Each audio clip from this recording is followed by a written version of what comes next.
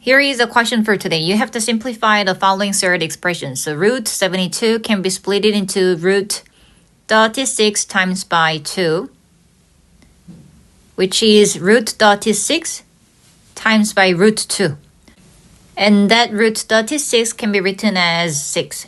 So the result is 6 root 2. Now let's try to convert root 18, which is equal to root 9 times by 2. We can write it into root 9 times by root 2. Then the result is 3 root 2. Finally, let's simplify the root 8. So root 8 can turn into root 4 times by 2, which is root 4 times by root 2. Then root 4 is equal to 2, so the result is 2 root 2. Let me rewrite the whole expression again.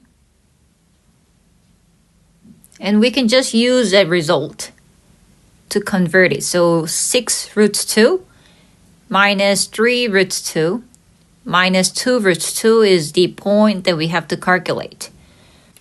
Since we are having the repeated parts, we can factorize it. So bracket 6 minus 3 minus 2 bracket and root 2.